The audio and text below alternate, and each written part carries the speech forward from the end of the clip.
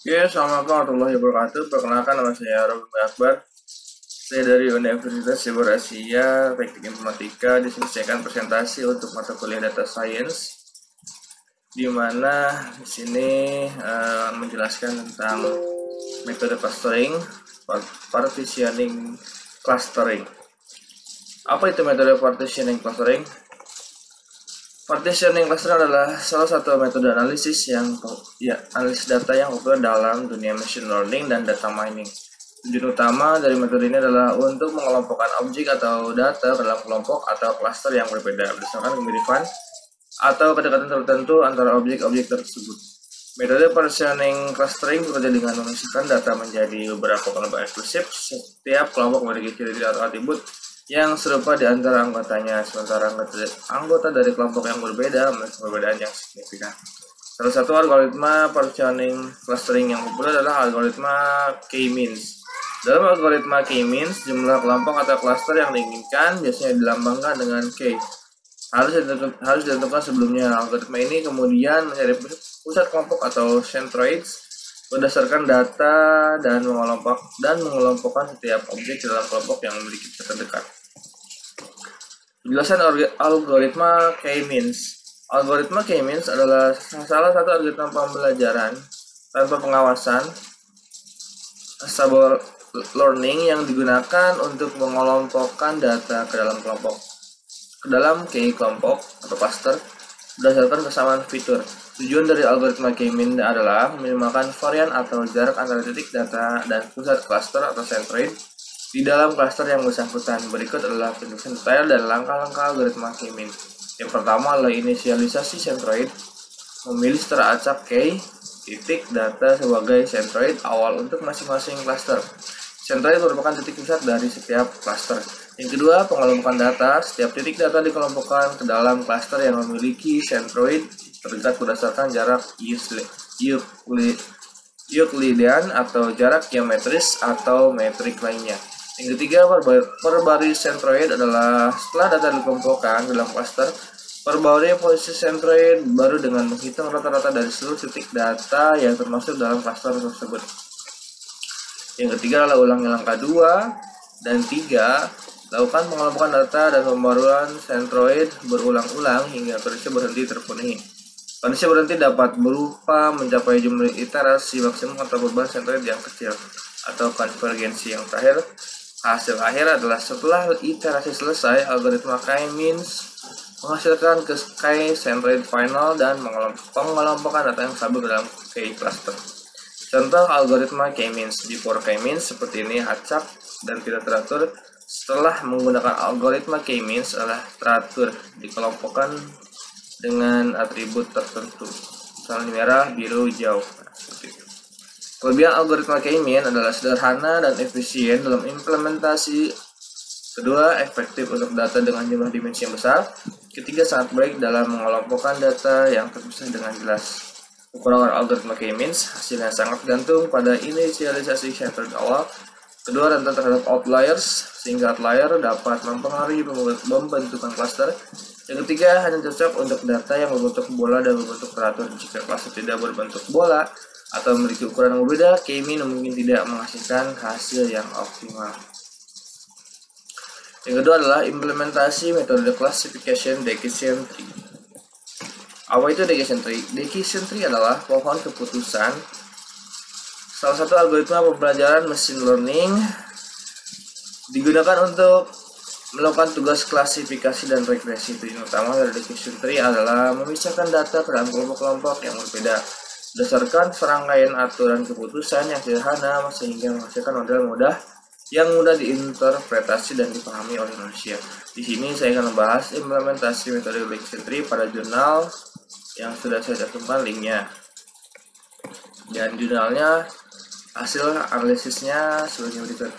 Pada penelitian tersebut, pada jurnal yang pada link tadi menjelaskan bahwa saat sebuah penyelenggara program pendidikan membuka sebuah program pendidikan, banyak faktor yang akan mempengaruhi efektivitas program pendidikan tersebut. Efektivitas di sini artinya adalah ukuran tercapai atau tidaknya tujuan dari program pendidikan. Beberapa faktor penting yang mempengaruhi efektivitas tersebut selain kurikulum, materi, pengajar, sarana dan prasarana. Faktor yang sangat penting lainnya adalah pengelompokan peserta didik. Penelitian ini bertujuan untuk menghasilkan model klasifikasi untuk keperluan pengelompokan data peserta didik menggunakan algoritma Decision Tree. Kata kunci yang digunakan dalam penelitian ini adalah algoritma klasifikasi, Decision Tree C45, Random Forest, dan metodologi CRISP-DM. Untuk memudahkan, berikut adalah jurnal Decision Tree. Ya, ini adalah jurnalnya yang saya bahas pada metode classification Decision Tree. Ini adalah Random Forest dan ini adalah metode klasifikasi Decision Tree. Oke, lanjut. Metode penelitian tersebut menggunakan metode CRISP-DM yang terdiri dari 6 tahap, yaitu Business Understanding. Tahap ini peneliti membuat pernyataan mengenai bagaimana cara mengelompokkan siswa dengan efektif berdasarkan atribut-atribut yang berpengaruh. Pengelompokan ini diharapkan efektif karena lebih komprehensif, di mana pengelompokan dapat dilaksanakan dengan menggunakan lebih dari satu atribut. Ada 2 atribut yang akan digunakan untuk melaksanakan klasifikasi data nilai dan jumlah sesi pengerjaan. Yang kedua, data understanding, di mana peneliti mengumpulkan data dari sumber yang tersedia, yaitu data nilai dan jumlah sesi pengerjaan dari mahasiswa pada program studi teknik informatika. Data tersebut kemudian dianalisis untuk memahami karakteristiknya seperti jumlah data, atribut, dan lain-lain yang muncul setiap atribut. Yang ketiga, preparation adalah pada tahap ini peneliti melakukan processing para data untuk menghapus data yang tidak lengkap atau tidak relevan, mengubah format data, dan melakukan normalisasi data. Selain itu, peneliti juga melakukan pembagian data menjadi data training dan data testing. Yang keempat, modeling. Pada tahap ini peneliti menggunakan algoritma Decision Tree untuk melaksanakan klasifikasi. Algoritma Decision Tree yang diuji coba adalah C4.5 dan Random Forest. Validasi dilaksanakan menggunakan 10-fold cross validation untuk mencari algoritma yang memberikan akurasi paling tinggi. Evaluasi. Pada tahap ini peneliti mengevaluasi hasil dari algoritma Decision Tree yang diuji coba. Evaluasi yang dilakukan dengan menghitung akurasi, prediksi, recall, dan F1 score dari setiap algoritma. Yang terakhir keenam, deployment. Pada tahap ini peneliti menggunakan model dan rule dari C4.5 untuk membuat aplikasi untuk klasifikasi ini. Aplikasi tersebut dapat digunakan untuk mengelompokkan mahasiswa berdasarkan nilai dan jumlah sesi pengerjaan. Hasil analisis dari jurnal tentang implementasi Decision Tree ini adalah penelitian tersebut menunjukkan bahwa algoritma Decision Tree C4.5 memberikan hasil terbaik dengan akurasi 96,73%.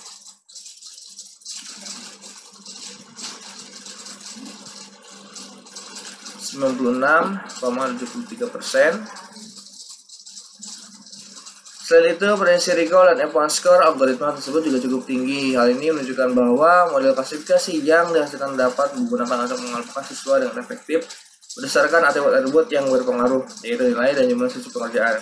Selain itu, peneliti tersebut juga menunjukkan bahwa algoritma Random Forest memberikan hasil yang cukup baik, namun tidak sebaik algoritma C4.5. Hal ini menunjukkan bahwa algoritma Decision Tree C4.5 lebih cocok digunakan untuk kasus klasifikasi. Pada penelitian tersebut, dari hasil tersebut, peneliti dapat menyimpulkan bahwa algoritma Decision Tree C4.5 dapat digunakan untuk mengelompokkan siswa dengan efektif berdasarkan atribut-atribut yang berpengaruh, yaitu nilai dan jumlah sesi pengerjaan. Selain itu, hasil analisis juga menunjukkan bahwa algoritma Random Forest juga dapat digunakan sebagai alternatif jika algoritma C4.5 tidak memberikan hasil yang memuaskan.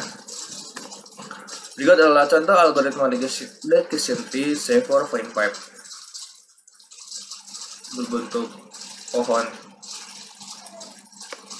Yang ketiga adalah implementasi analisis regresi pada suatu perusahaan atau instansi. Analisis regresi adalah pada suatu perusahaan atau instansi dapat membantu dalam memahami hubungan antara variabel-variabel tertentu dan dapat membantu dalam pengambilan keputusan. Berikut adalah jurnal pembahasan implementasi model regresi linear sederhana untuk prediksi gaji berdasarkan pengalaman lama bekerja pada suatu perusahaan. Link jurnal sudah saya sertakan pada presentasi ini.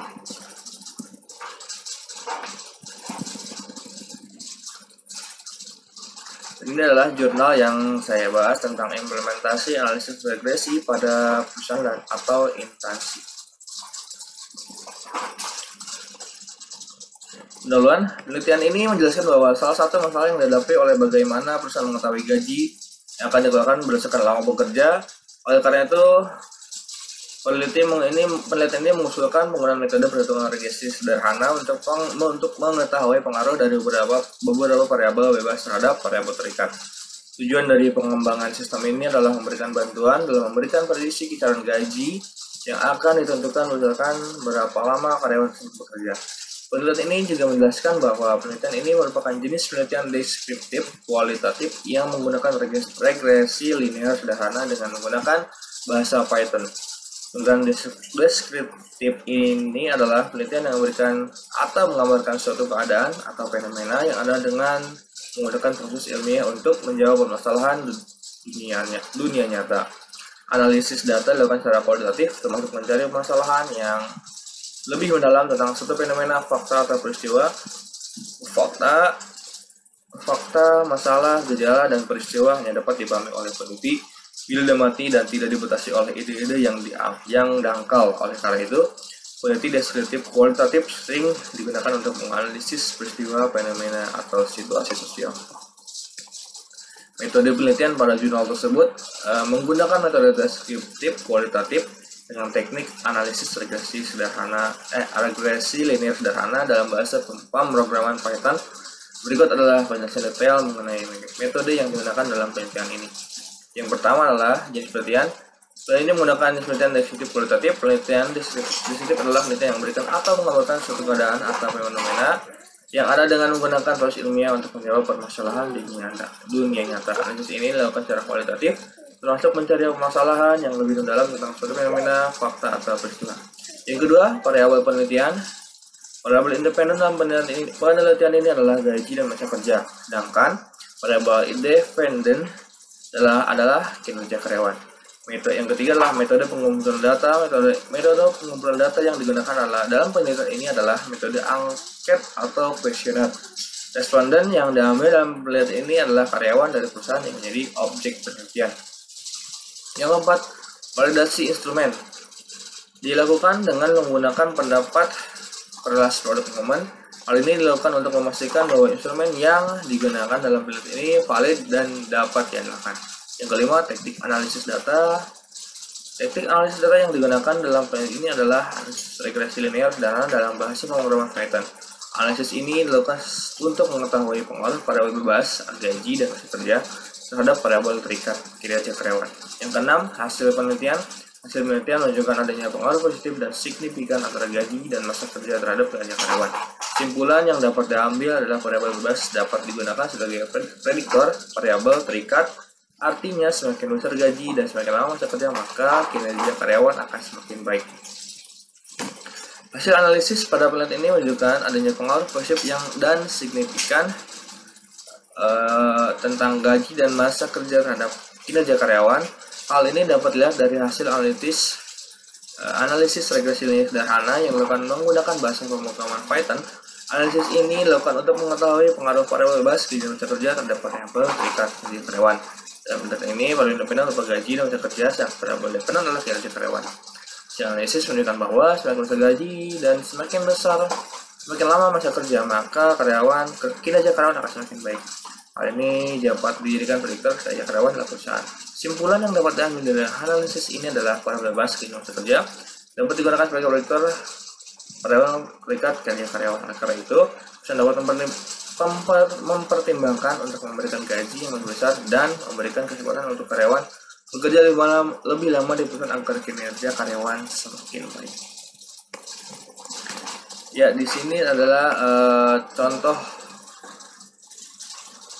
data tahun bekerja dan data 1,1 tahun bekerja, dan ini adalah gajinya, lamanya bekerja, dan ini adalah gajinya. Dan ini adalah skrip dari Python untuk script import dataset bagi gaji karyawan pada Python. Dan ini adalah hasil program yang dilakukan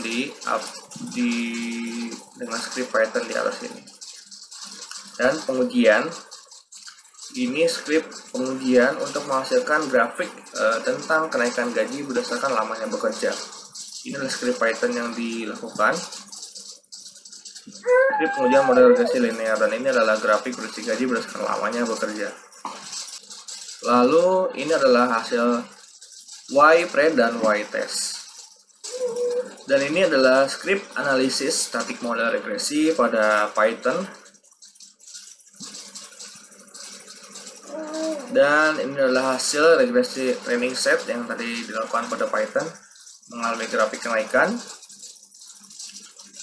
Hasil regresi test set, dan ini adalah script untuk eksekusi dari model regresi, itu formula gaji dan bekerja data training set, yang mana menghasilkan rumus gaji sama dengan gaji ditambah gaji hari ditambah gaji dikali tahun bekerja. Jadi pada jurnal ini menjelaskan kenaikan gaji tergantung berdasarkan lamanya bekerja. Semakin lama bekerja, semakin naik gaji, dan kinerja karyawan pun semakin baik. Ya, seperti itu. Baik, mungkin cukup presentasi singkat dari saya. Mohon maaf bila ada salah kata atau salah penyampaian. Kurang lebihnya juga mohon maaf. Wabillahi taufiq wal hidayah. Wassalamualaikum warahmatullahi wabarakatuh.